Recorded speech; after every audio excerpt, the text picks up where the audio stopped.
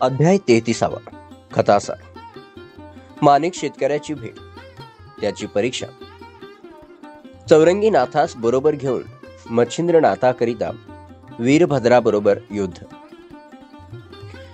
गोरक्षनाथ तीर्थयात्रेस गेला असता मागे रेवती राणीने मच्छिंद्रनाथाच्या कलेवराचा नाश केला व पार्वतीने ते यक्षिणीकडून जतन करून ठेवण्यासाठी कैलासास वीरभद्राच्या ताब्यात दिले वगैरे झालेला प्रकार गोरक्षनाथास ठाऊक नव्हता. गोरक्षनाथ फिरत फिरत गोदावरीच्या तीरी भामानगर आहे त्याच्या जवळच्या अरण्यात आला. तेथे त्यास शुद्धेने फारच व्याकुळ केले. उदक सुद्धा कोठे मिळेना. परंतु तो तसाच फिरत असता माणिक या नावाचा एक 10 वर्ष वयाचा शेतकऱ्याचा मुलगा शेतात काम करीत असताना त्याने पाहिला. ऐन 2 प्रहरी तो भोजनास बसणार इतक्यात गोरक्षनाथाने तेथे जाऊन आदेश केला. तो शब्द ऐकून माणिक तसाच उठला व गोरक्षनाथाच्या पाया पडला. आणि तुम्ही कोण, कोठे जाता, येथे आडमार्गात का आलेत वगैरे विचारपूस मोठ्या आदराने केली. तेव्हा गोरक्षनाथाने सांगितले की मी जती आहे. मला आता तहान व भूक फार लागली असून जर काही अन्न पाण्याची सोय होईल तर पहा. हे ऐकताच माणिक म्हणाला, महाराज तयारी आहे, भोजनास बसावे. असे म्हणून त्याने त्यास जेवाव्यास वाढले, पाणी पाजले व त्याची चांगली व्यवस्था ठेवली.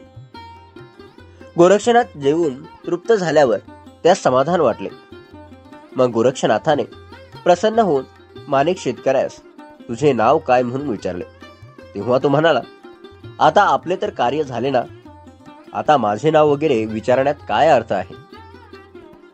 कार्य साधून घेण्यासाठी प्रथम सर्व विचारण्यात करवावयाची जरुरी असते. पण आता ही चौकशी निरुपयोगी. आता आपण हळूहळू आपली मजल गाठा. यावर गोरक्षनाथाने उत्तर दिले की ते म्हणतोस ती गोष्ट खरी आहे, पण आज ऐनवेळी तुम्हाला जेवावयास घातलेस तेणेकरून मी प्रसन्न झालो आहे. यास्तव तुझ्या मनात काही इच्छा असेल ती तू माग, मी देतो. तेव्हा माणिक म्हणाला, महाराज आपण घरोघर अन्नासाठी भिक्षा मागत फिरता. असे असता तुम्हास माझा कळवळा आला असला तरी तुमच्याजवळ मला देण्याजोगे काय आहे. हे ऐकून गोरक्षनाथाने सांगितलं की तू जे मागशील ते मी देतो. ते माणिकास खरे न वाटून तो म्हणाला, तुम्ही भिक्षुक, मला काय देणार. तुम्हालाच काही मागवायचे असेल तर मागा, मी देतो. ते घेऊन आपण आपला रस्ता सुधारावा. याप्रमाणे भाषण ऐकून गोरक्षनाथाने विचार केला की शेतकरी लोक अरण्यात राहत असल्याने त्यांना फारसे ज्ञान नसते. यास्तव आपण याचे काहीतरी हित केले पाहिजे. मग नाथ त्यास म्हणाला, अरे मी सांगेन ती वस्तू देईन असे तू म्हणतोस, पण वेळ आली म्हणजे मागे सरशील. हे ऐकून माणिक वर्दळीवर येऊन म्हणाला, अरे जो जीवावरही उदार तो पाहिजे ते देण्यास मागे पुढे पाहिल कसा. तुला वाटेल ते तू माग, पहा मी तुला देतो की नाही. ते असे बरेच भाषण झाल्यावर गोरक्षनाथाने त्याची परीक्षा पाहण्याकरिता त्यास सांगितले की जी जी गोष्ट तुला करावीशी वाटेल किंवा ज्यावर तुझी इच्छा असेल अशाच गोष्टींचा तू तिरस्कार करावा. हेच माझे तुझ्यापाशी मागणे आहे. ते गोरक्षनाथाचे मागणे त्याने आनंदाने कबूल केले व नाथ तेथून पुढे निघून गेला. नंतर माणिक आपले अवतादी सामानाचे योजने डोक्यावर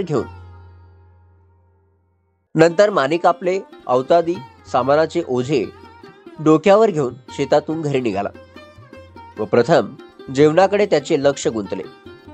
इतक्यात गोरक्षनाथ वचन दिल्याची त्यास आठवण झाली. मनात येईल ते न करणे हाच वचन देण्यात मुद्दा होता. मग त्याच्या मनात आले की मन घरी जाऊ इच्छित आहे, त्या अर्थी वचनास गुंतल्या अनवे आता घरी जाता येत नाही, म्हणून तो तेथेच उभा राहून झोप घेऊ लागला. डोक्यावर बोचके तसेच होते. मग अंग हलवावयास मन इच्छित होते, पण त्याने अंग हलू दिले नाही. त्या वचनाचा परिणाम असा झाला की वायुभक्षणा वाचून त्यास दुसरा मार्गच राहिला नाही. यामुळे काही दिवसांनी त्याचे शरीर क्रश झाले, रक्त आटून गेले, तिळभर सुद्धा मांस राहिले नाही, त्वचा व अस्थी एक होऊन गेल्या. असे झाले तरी तो राम नामस्मरण करीत एका जागी लाकडाप्रमाणे उभा राहिला. इकडे गोरक्षनाथ फिरत फिरत बद्रिकाश्रमास गेला. तेथे बद्रिकेदाराच्या पाया पडून चौरंगीनाथाची काय स्थिती झाली आहे ती पाहावयास गेला. त्याने गुहेच्या दाराची शिळा काढून आत पाहिले तो चौरंगीचे सर्वांग वारुळाने वेष्टून टाकलेले, मुखाने राम नामाचा ध्वनी चाललेला अशी त्याची अवस्था दिसली. ती पाहून गोरक्षनाथ हळहळला. त्याने त्याच्या अंगावरचे सर्व वारूळ काढून टाकले आणि त्याच्या शरीराकडे पाहिले. तपस सामर्थ्याने त्यास हात पाय फुटलेले दिसले. मग गोरक्षनाथ आलो आहे असे बोलून त्याने चौरंगीस सावध केलं व बाहेर घेऊन आल्यावर त्याच्याकडे कृपादृष्टीने पाहताच त्यास चांगली शक्ती आली. तेव्हा चौरंगीनाथ गोरक्षनाथाच्या पाया पडला व मी आज सनाथ झालो असे त्याने बोलून दाखविले. मग गोरक्षनाथाने खाण्यापिण्याची कशी व्यवस्था झाली म्हणून विचारपूस केली. तेव्हा त्याने उत्तर दिले की मला माहिती नाही, ते चामुंडा सांगेल. मग तिला विचारल्यावर ती म्हणाली, आम्ही रोज फळे आणून देत होतो, परंतु चौरंगीचे लक्ष वर शिळेकडे असल्यामुळे त्याने ती भक्षण केली नाहीत. इतके बोलून चामुंडेने फळाचे पर्वताप्रमाणे झालेले ढीग दाखविले. ते पाहून गोरक्षनाथास विस्मय वाटला. त्याने चौरंगीच्या तपाची फारच वाखाणणी केली व आपला वरदहस्त त्याच्या मस्तकी ठेवले. मग तो त्यास घेऊन बद्रिकेद्वाराच्या देवालयात गेला. तेथे उमा रमणास जागृत करून चौरंगीस भेटविले. नंतर गोरक्षनाथाने 6 महिने तेथे राहून चौरंगीनाथाकडून विद्याभ्यास करविला व शस्त्रास्त्र विद्येत त्यास आशीर्वाद देविले. नंतर बद्रिकेश्वरास वंदन करून गोरक्षनाथ चौरंगीनाथास घेऊन निघाला आणि वैदर्भ देशात उतरून कौंडण्यपुरास गेला. तेथे चौरंगीनाथास आपल्या आईबापास भेटून येण्यास सांगितले. त्याने तुझे हातपाय तोडिले, म्हणून तू आता आपला प्रताप त्या दोघास दाखवी असेही गोरक्षनाथाने सुचविले. त्या आज्ञेप्रमाणे चौरंगीनाथाने वाताने भस्म मंत्रून ते राजाच्या बागेकडे फुंकिले. ते वातास्त्र सुटताच बागेत जे 1600 माळी रखवालीस होते ते सर्व वादळ सुटल्यामुळे आकाशात उडून गेले. मग वातास्त्र काढून घेताच ते सर्वजण खाली उतरले. त्यातून कित्येक मूर्छना येऊन पडले, कित्येक पळून गेले, कित्येकांनी जाऊन हा बागेत झालेला प्रकार राजाच्या कानावर घातला. तेव्हा सर्व विस्मयात पडले. मग हे कृत्य कोणाचं आहे ह्याचा शोध करण्याकरिता राजाने दूतास पाठविले. ते दूत शोधाकरिता फिरत असता त्यांनी पाणवठ्यावर या उभयनाथास बसलेले पाहून राजात जाऊन सांगितले की महाराज, पाणवठ्याशी 2 कानफडे गोसावे दिसत आहेत. ते महा तेजस्वी असून त्यांच्याजवळ काहीतरी जादू असावी असे दिसते. दूताचे भाषण ऐकून राजाने विचार केला की हे गोरक्षनाथ व मच्छिंद्रनाथ असतील. त्यास आपण शरण जावे, नाहीतर हे नगर पालथे घालून ते सर्वांचे प्राण संकटात पाडतील. मग तो आपल्या लव्या जम्यानिशी त्यास सामोरा गेला. तेव्हा आपला प्रताप दाखविण्याची गोरक्षनाथाने चौरंगीनाथास आज्ञा केली. त्या अन्वये त्याने राजाबरोबर आलेल्या सैन्यावर वातास्त्राची योजना केली. त्या क्षणीच राजासह वर्तमान सर्व लोक, हत्ती, घोडे, रथ सुद्धा आकाशात उडून गेले. त्यामुळे सर्व भयभीत होऊन त्यांची प्रार्थना करू लागले. मग गोरक्षनाथाच्या आज्ञेवरून चौरंगीनाथाने पर्वतरास्त्र सोडून वातास्त्र परत घेतले. तेव्हा सर्वजण पर्वतरास्त्राच्या आश्रयाने हळूहळू खाली उतरले. मग गोरक्षाच्या आज्ञेने चौरंगी आपला पिता जो शशांकर राजा त्याच्या पाया पडला व आपण पुत्र असल्याची त्याने ओळख दिली. ओळख पटताच राजाने त्यास पोटाशी धरिले. नंतर राजा गोरक्षनाथाच्या पाया पडला. मग त्या उभयंतांची चौरंगीच्या प्रतापाविषयी भाषणे झाली. इतक्यात चौरंगीने वज्रास्त्र सोडून पर्वतास्त्राचा मोड केला. थोड्या वेळाने राजाने घरी येण्याबद्दल गोरक्षनाथास अति आग्रह केला. पण चौरंगीने राजास सांगितले की तुझ्या घरी आम्ही येणार नाही, कारण सावत्राईच्या कपटी बोलण्यावर विश्वास ठेवून तू माझे हातपाय तोडलेस. असे बोलून मुळारंभापासून खरा घडलेला वृत्तांत त्याने सांगितला. त्या समयी आपली भुजावंती स्त्री जारिणी आहे असे समजून राजास तिचा अत्यंत राग आला. त्याने राणी मारीत झोडीत तेथे घेऊन येण्याची सेवकास आज्ञा केली. परंतु तसे करण्यास चौरंगीने विरोध केला. घरीच तिला शिक्षा करावी असे त्याचे मत पडले. मग त्या दोघांस पालखीत बसून राजा आपल्या वाड्यात घेऊन गेला. तेथे राजाने राणीचा अपराध तिच्या पदरात घालून तिला शिक्षा केली व घरातून घालवून दिले. नंतर गोरक्षनाथाने राजाचे सांत्वन करून दुसरी स्त्री करण्याची आज्ञा केली व आपला वरदहस्त त्याच्या मस्तकावर ठेवून वंश वाढेल असा आशीर्वाद दिला. तेथे गोरक्षनाथ एक महिना राहून चौरंगीनाथास घेऊन तेथून पुढे गेला. कौंडिण्यपूर सोडल्यावर ते फिरत फिरत प्रयागास गेले. तेथे स्नान करून शिवालयात देवाचे दर्शन घेतल्यानंतर पूर्वीच्या गुरुविनीस बोलावून गोरक्षनाथाने तिला गुरुच्या देहाबद्दल विचारले. तेव्हा ती भयभीत होऊन थराथरा कापू लागली, अडखळत बोलू लागली. ती त्याच्या पाया पडली व म्हणाली, महाराज, रेवती राणीने मला धमकी देऊन विचारल्यावरून मी खरी गोष्ट तिच्यापाशी सांगितली. गुरुच्या देहाची काय व्यवस्था झाली आहे ती प्रत्यक्ष जाऊन पाहावी. असा जेव्हा तिच्या बोलण्याचा आशय दिसला तेव्हा गोरक्षाच्या मनात संशय उत्पन्न झाला. तो लागलाच भुयाराकडे गेला व दार उघडून पाहतो तर आत मच्छिंद्रनाथाचे प्रेत दिसेना. तेव्हा तो शोक करू लागला. ते पाहून गुरुविनीने त्यास सांगितले की तुम्ही अमळ स्वस्थ बसा. मी राणीस भेटून तिने प्रेताची काय व्यवस्था केली आहे ते विचारून येते. असे सांगून ती लागलीच तेथून निघाली. नंतर तिने राजवाड्यात जाऊन राणीची भेट घेतली आणि राणीस म्हटले, मच्छिंद्रनाथाच्या शरीराबद्दल मी तुमच्यापाशी गोष्ट काढून 12 वर्षाची मुदत सांगितली होती. ती पुरी झाली म्हणून मला आज त्या गोष्टीचे स्मरण झाल्यावरून आपल्याकडे आले आहे. ते तिचे भाषण ऐकून राणी तिला एकीकडे घेऊन गेली व म्हणाली, राजा त्रिविक्रमाच्या देहात मच्छिंद्रनाथाने प्रवेश केला व आपला देह शिष्याकडून शिवालयाच्या भुयारात लपून ठेविला वगैरे हकीकत तू मला सांगितलीस. त्यानंतर थोड्याच दिवसात तुझ्या नकळत मी त्याच्या शरीराचे तुकडे करून ते रानात टाकून दिले. या गोष्टीस आज पुष्कळ दिवस झाले. ते तुकडे किड्या मुंग्यांनी खाऊन सुद्धा टाकले असते. अशा रीतीने मी चिंतेचे बीज समूळ खरून टाकले. आता तू निर्धास्त राहा. राणीचे हे भाषण ऐकून ती फारच घाबरली. परंतु नशिबावर हवाला ठेवून व आता पुढे काय भयंकर परिणाम होणार अशी भीती मनात आणून तिने परत येऊन गोरक्षनाथास ती हकीकत सांगितली. तेव्हा त्यास अत्यंत राग आला आणि राणी शिळा करण्याचे त्याच्या मनात आले. परंतु आता ती मच्छिंद्रनाथाची स्त्री असल्यामुळे आपली माता झाली असा विचार येऊन तिला शिक्षा करण्याचा विचार त्याने सोडून दिला. त्याने मनात विचार केला की गुरुच्या शरीराचे तुकडे झाले असले तरी ते नाश पावायचे नाहीत. कुठेतरी पडलेले असतील, ते शोधून काढावे. नंतर त्या उद्योगास लागल्याचे त्याने ठरविले आणि तो चौरंगीस म्हणाला, मच्छिंद्रनाथाच्या देहाचा शोध करण्याकरिता मी माझा देह येथे ठेवून सूक्ष्म रूपाने जातो.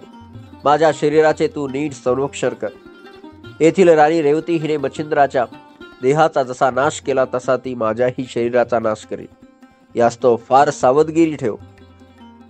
असे सांगून गोरक्षनाथ शरीरातून प्राण काढून जिकडे तिकडे पाहू लागला. त्याने सूक्ष्म रूपाने सर्व पृथ्वी, पाताळ, स्वर्ग आदी करून सर्व ठिकाणी धुंडून पाहिले, पण पत्ता लागेल. शेवटी तपास करीत करीत तो कैलासास गेला व शिवगणास पाहू लागला. तेथे मच्छिंद्रनाथाच्या अस्थी, त्वचा, मांस वगैरे त्यास दिसून आले. त्यावेळेस त्या शिवगणास वीरभद्र सांगत होता की 12 वर्षांची मुदत पुरी झाली. आता मच्छिंद्रनाथाच्या शरीराचे रक्षण करण्यास फारच सावध राहा, कारण त्याचा शिष्य गोरक्षनाथ हा शोध करण्यासाठी केव्हा कोणत्या रूपाने येईल याचा नेम नाही. हे वीरभद्राचे शब्द गोरक्षनाथाच्या कानी पडताच तो तेथून निघून पुन्हा परत येऊन आपल्या देहात शिरला. मग गोरक्षनाथ व चौरंगीनाथ एक विचार करून भस्म व झोळी घेऊन युद्धास सिद्ध झाले. गोरक्षनाथाने सूर्यावर प्रथम पर्वत्रास्त्राची योजना केली, तेने करून त्याचा रथ चालेना. सूर्याने वज्रास्त्राने पर्वत्रास्त्राचा मोड केला. मला अडथळा करण्यासारखे पर्वत्रास्त्र सोडणारा कोण, ह्याचा सूर्याने मनात शोध केला. तो गोरक्षनाथाजवळ आला. त्याचा ताप लागू नये म्हणून गोरक्षनाथाने चंद्रास्त्राची योजना करून कोटी चंद्र निर्माण केले. तेने करून थंडावा येऊन सूर्याचा ताप लागेनासा झाला. नंतर गोरक्ष व चौरंगी हे दोघेही सूर्याच्या पाया पडले. ह्या वेळेस मला हैराण करण्याचे कारण कोणते म्हणून सूर्याने विचारल्यावर गोरक्षनाथाने सांगितले की मच्छिंद्रनाथाचा देह शिवगणांनी कैलासास नेला आहे. यास्तव आपण मध्यस्थी करून तो आमच्या हातात येईल असे करावे, म्हणजे आपले आम्हावर मोठे उपकार होते. गोरक्षनाथाचे ते भाषण ऐकून शिष्टाई करण्याचे कबूल करून सूर्य कैलासास गेला. त्यास पाहताच शिवगणांनी त्याच्या पाया पडून येण्याचे कारण विचारल्यावर गोरक्षनाथाकडून मध्यस्थीचे काम घेऊन आलो आहे असे सांगून सूर्याने त्यास मच्छिंद्रनाथाचे शरीर परत द्यावे म्हणून फारच सुरस बोध केला व गोरक्षनाथाचा प्रतापही वाखणीला. परंतु सूर्याच्या बोलण्याचे वीरभद्राजवळ वजन पडले नाही. त्याने उत्तर दिले की मच्छिंद्रनाथाने आम्हास अत्यंत त्रास देऊन दुस्साह्य दुःखे भोगावयास लावून आमचे प्राण सुद्धा धोक्यात घातले. असा शत्रू अनायासे आमच्या तावडीत आलेला असल्याने प्राण गेले तरी आम्ही त्यास सोडून देणार नाही. जर गोरक्ष युद्ध करेल तर त्याच्याही मच्छिंद्राप्रमाणे अवस्था करू असे वीरभद्राचे वीरश्रीचे भाषण ऐकून सूर्याने त्यास सांगितले की एवढे पाणी जर तुमच्यामध्ये होते तर मच्छिंद्रनाथाने मागे तुमच्या दुर्दशा करून प्राणावर आणून बेतविले तेव्हा तुमचा प्रताप कोणीकडे लपून राहिला होता. आता तो सहज तुमच्या हातात आला म्हणून तुम्ही इतकी मिजाज करीत आहात. पण मच्छिंद्र आणि गोरक्ष हे दोघे सारखे बलवान आहेत. शिवाय त्यावेळेस मच्छिंद्रनाथ एकटाच होता. आता गोरक्षनाथाच्या साह्यास चौरंगीनाथ आला आहे. यास्तव तुझ्या या अविचारी व दांडगाईच्या उत्तरेने चांगला परिणाम घडून येणार नाही. परंतु सूर्याने सांगितलेले हे सर्व भाषण फुकट गेले व काही झाले तरी मच्छिंद्राचा देह परत देणार नाही असे वीरभद्रादिकांनी स्पष्ट सांगितले. मग सूर्याने त्यास सांगितले की तुम्ही आता इतके करा की हे युद्ध कैलासास न होता पृथ्वीवर होऊ द्या. कैलासात झाले तर कैलासाचा चुराडा होऊन जाईल असे सांगून सूर्य तेथून निघाला. सूर्य निघून गेल्यावर युद्धाकरिता तुम्ही पुढे चला, मी मागाहून लवकर येतो असा वीरभद्राचा शिवगणास हुकूम झाला. त्याप्रमाणे अष्टभैरव गुण आदी करून सर्व युद्धास येऊन धडकले. 72 कोटी 84 लक्ष गण शस्त्रास्त्रसह युद्धास आले. असे पाहून गोरक्ष व चौरंगी सावध झाले. दोन्ही बाजू जयाची इच्छा धरून लढू लागल्या. शेवटी चौरंगीच्या मोहिनी व वातास्त्राने वीरभद्राच्या दळातील लोकांचा मोड होऊन ते भ्रमिष्ठासारखे होऊन देहभान विसरले. इतक्यात वीरभद्र चामुंडासह येऊन दाखल झाला. आपल्या दळाचा पराभव झाला आहे असे पाहून वीरभद्र गोरक्षनाथावर चवताळला. त्याने एकमेकांच्या नाथास उद्युक्त होऊन शस्त्रास्त्रांचा एकसारखा मारा चालू केला. त्यांनी एकमेकांच्या नाशास उद्युक्त होऊन शस्त्रास्त्रांचा एकसारखा मारा चालू केला. परंतु गोरक्षाच्या शक्तीमुळे वीरभद्राची अनेक शस्त्रे व अस्त्रे दुर्बल झाली. शेवटी गोरक्षनाथाने संजीवनी अस्त्राची योजना करून सकल दानव उठविले. त्यात त्रिपुर, मधु, महिषासूर, जलंधर, काळयवन, अद्यासूर, बकासूर, हिरण्यकपशु, मुचकुंद, वक्रदंत, रावण, कुंभकर्ण इत्यादी अनेक महापराक्रमी राक्षस युद्धासाठी येऊन पोहोचले.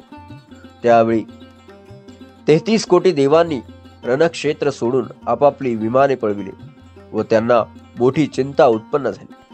त्याने वैकुंठात जाऊन हा सर्व प्रकार श्री विष्णूंच्या कानावर घातला. तेव्हा आता पुन्हा अवतार घ्यावा लागेल असे वाटून त्यालाही काळजी पडली.